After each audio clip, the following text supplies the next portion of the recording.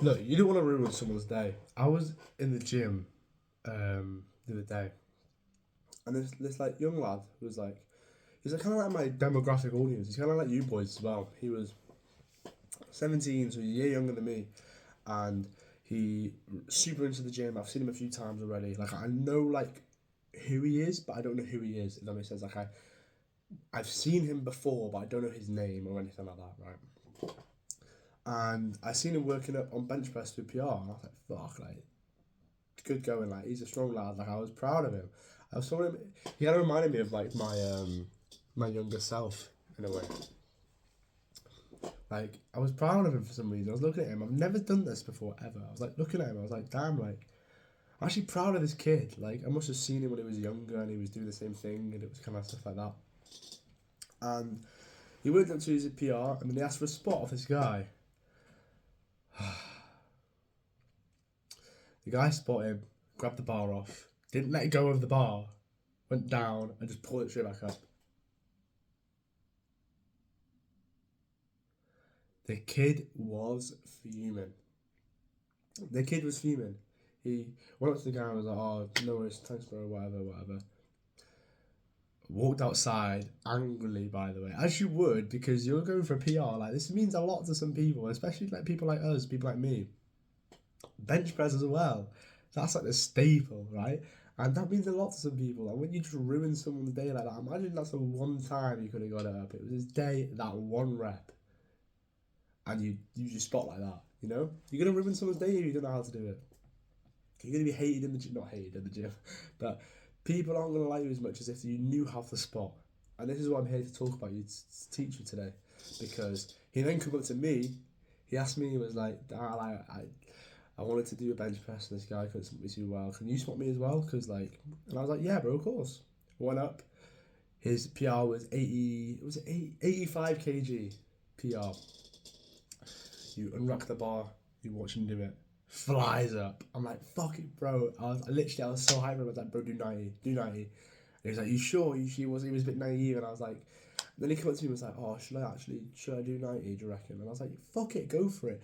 If you can't hit it, you couldn't hit it anyway. If you could, that's insane. There's no downside to it. You're feeling strong, aren't you? And he was like, yeah. And I was getting hyped for him. I'm getting hyped retelling the story now because I was like, fucking go for it.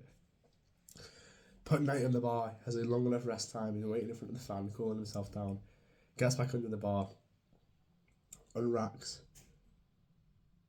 bar goes down, bar comes up. It's a grind, it's a struggle, he's shaking, one hand's going slightly higher than the left. He gets it up. 90 kg PR at 17, the bench press. He was so happy. He got it on record, he put it in the group chat with his mates because he was like, my mates aren't going to believe me. Put it in the group chat. He was so happy. And I was so happy for him.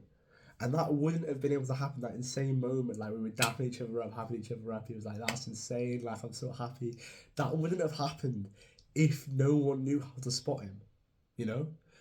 Spotting's so important. It's so important because when you go for a PR and you've got them shitty safeties, or you've got no spotter and no safeties, it gets it in your mind. Like, most people are like, oh, yeah, you just use the safeties. But every time I use the safeties, I'm always scared of them clipping the bar. And when I'm doing a PR, I don't want to think about that. I don't want to worry about, oh, should I get the perfect spot so I can hit the PR? I just want to hit the PR. I don't want to think about anything else when I'm doing PR, just about lifting the weight. And that's what's going to make you most successful when hitting PRs. So it's so important to have a spot. Because when you don't have a spot, you're worried about if you're going to fail. When you've got the safeties, you're worried if the safeties will work or if you're going to hit the bar on the way down with the safeties. So having a spot is so important because it removes everything else, and it's just you and the bar, and you've just got to hit it. Especially with someone that you like or like is your mate, you know, it's hype. Having a spot is so important. So I want to teach people how to spot people. So we're going to first talk about how to spot people on bench and dead and squat. Sorry, and we're going to talk about why we don't spot anyone on deadlift. We don't spot anyone on deadlift because it's just like a solo exercise. Like it's not that deep. If you fail, you just drop the weight. I'm glad we got out of the way before anyone was like, how do I spot someone on deadlift? Just don't bother. With a bench, you let the person do their own setup. You let them do their own thing. This is the start. The start begins before they're even sat on the bench. You want to let them do their own ritual. So for me, I like to sit behind the bar first. This is what I'm talking about because when people are spotting there are so eager to get in the way. So when I'm sat behind the bar here, I don't want someone pushing against me when I'm sat up in the bar thinking about my PR. I don't want that. So move out the way, don't be in the way until they're ready and they're sat underneath the bar. So this is how it's going to work. You're going to let them do their own ritual. So for me, I'm like under the bar, I get my feet out, pushing down, getting the correct setup. If you watch my bench press video, you know my setup. I'm in the correct setup. Once they're in the correct setup, then you stand over the bar. So you'll stand over the bar like this. And then you want to communicate to them. Communication is very important because you want to be coordinated and you want to be together. This is the same for spotting anything. So it starts with the unrack. So you speak to him, you'd be like, oh, I'm going to unrack it for you. Is that good, yeah? Everyone would be like, yeah, of course it is. It's usually expected to help unrack on the spot. So I typically like to use a countdown. So I'm like, 3, 2, 1, go. And on go, I'll lift the bar up. It could be 3, 2, 1, it could be 1, 2, 3, it could be whatever you want. But I go 3, 2, 1, go. And on go, I lift the bar up. And he's obviously pushing it up with it because obviously we're heavyweight. I can't just lift the fucking bar like that. So although he's unracking it, I'm helping him unrack it by pulling it off of him, just so he's using less energy unracking things. And then once he's in this position where he's ready to press, I just want your hands not right under the bar. I just want you ready to get it. So it's like if the bar's here, you're just here. Like you're not touching the bar, you're not near the bar. You're like a good like hands width away from the bar. You're just ready to get it. You're just in a kind of flexible, like able to lift position. Your knees are bent, if you can see. Your knees are bent, and you're ready to just lift because you want to lift with your legs as well. The bar goes down, and you just follow the bar. So once he's ready, once he's doing his thing, he's pressing or whatever, you just follow the bar. And if it goes up, great. And you want to really pay attention to the bar path at this moment in time. So I'll bring it a bit closer. So you want to really pay attention to the bar path here. So you want to, when it's going up, I don't want you to pull. I don't want you to pull up and help him when the bar's stationary. Because you've seen on this before, people go down and they come back up and it's stationary for a bit and then they press it up. So you don't want to do that because you're robbing them of a rep, you're robbing them of a PR. So you don't want to pull and help them when the bar's stationary. You want to be a bit brave, a bit courageous with this one. And you want to wait until the bar descends on its path. You should never do that. When you're hitting a PR, you never see the PR that goes, come down, press, oh, it's coming down again, and then it's going up. You've never seen that. That's because it doesn't happen. You see PRs where it comes down, and you press, and it's stationary, and then it's pressing. You've seen that before. That's why we're talking about. You only need to help them when the bar's going down. Usually the bar will come down, and you don't want to let it hit their chest or anything. You don't want to let it get that far. But usually people will go, no, take it off, and then you take it off. Even if the bar hasn't come down, if they don't think they're going to get it. If they say no, take the bar off of them.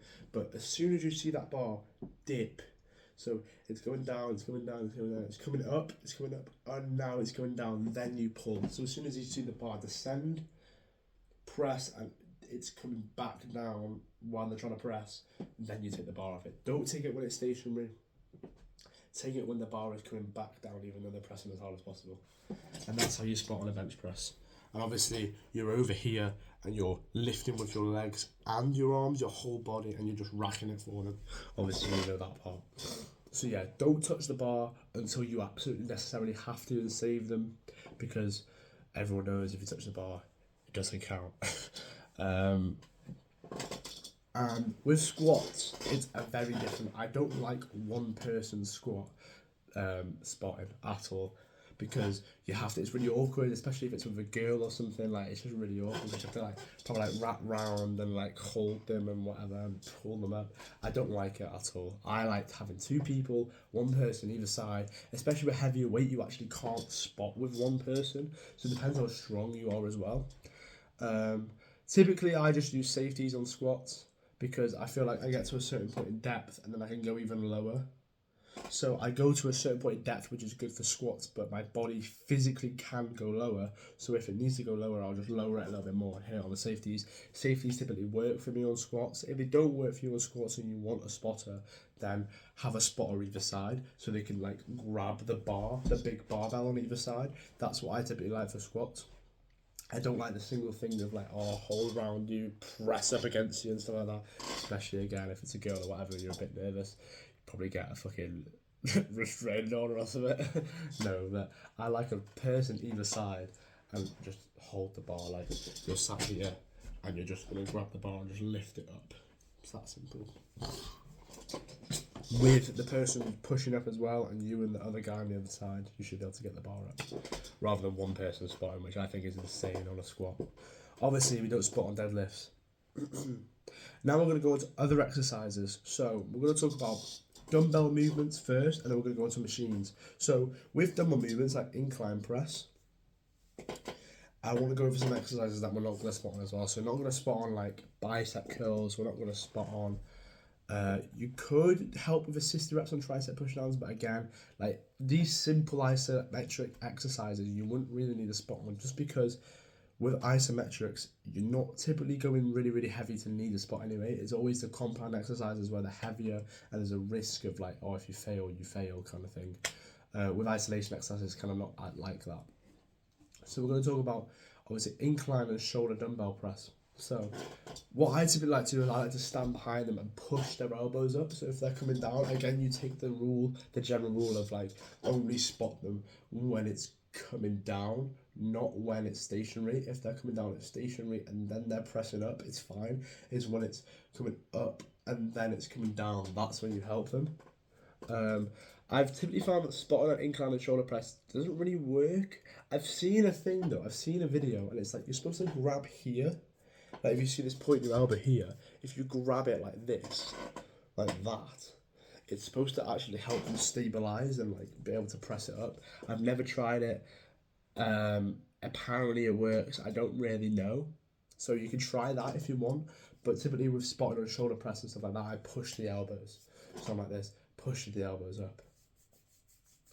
Same with like flat dumbbell bench, etc. And then on machines, we're not going to be spotting on machines or like small isolation exercises. We're going to be doing assisted reps instead. And what this is when you take a machine to a failure. So for example, if you've got a preacher curl, can I do a preacher curl there? No, let me do something else. For example, if you've got maybe Smith machine press. So you've got Smith machine press, so everything's in place. All you've got to worry about is pressing the bar on the Smith.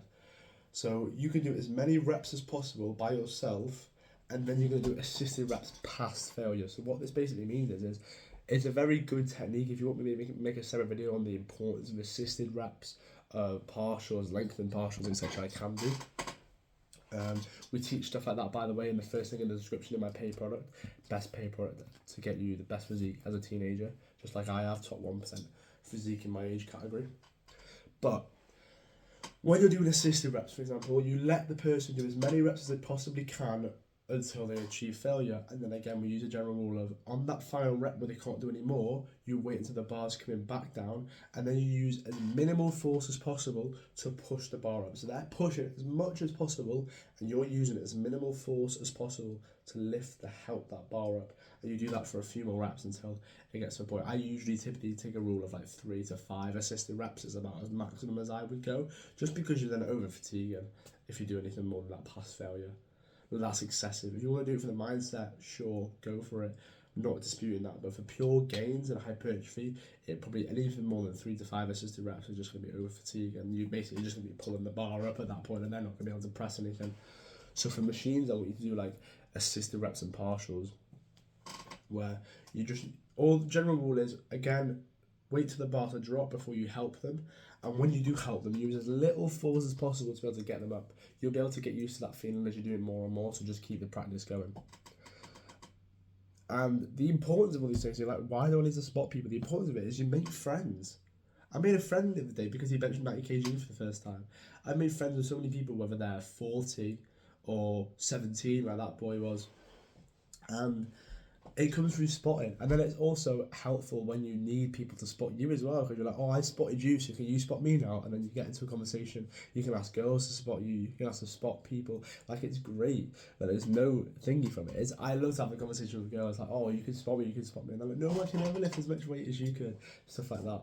So I like conversations like that. So it helps me make friends, speak to people, and actually get into conversation in the gym. And when you get into conversation in the gym, I've talked about this before, it's on my paid product as well. It gets you in the correct emotional frequency. And then you're happier, you're more hype when you get into these conversations, especially with a girl, etc. And you're going to lift more weight and you're going to have a better session. So everything translates all from being able to spot. It's an important skill to have, and I don't want you to miss out on it. I don't want you to ruin people's days. I don't want your days to be ruined. So the more people that I can teach to be able to spot, the better. So now you know I have the perfect guide to how to spot anyone on any exercise that is necessary. We teach things like this and more things within my paid product, the first thing in the description. Again, it's the best product that I've ever made. It's the exact blueprint. Every mistake I've ever made has been meticulously created and designed to be able to be put into this so you can learn from it and make a better physique in a quicker time than I ever did. And I've got a top 1% physique in my physique in my age category when I was a skinny teenager as a 14-year-old in his gym, in his home gym, like a loser. The second link in the description is my Instagram, so any private messages you want to send to me, any personal problems that you're having with your fitness or your school life or your teenage life in general, I can help you out with that as well. And yeah, feel free to message me on Instagram, I'll easily message and reply back. So they're the two things that I offer in the description. And have a good session today, get after it, and I'll see you in the next one.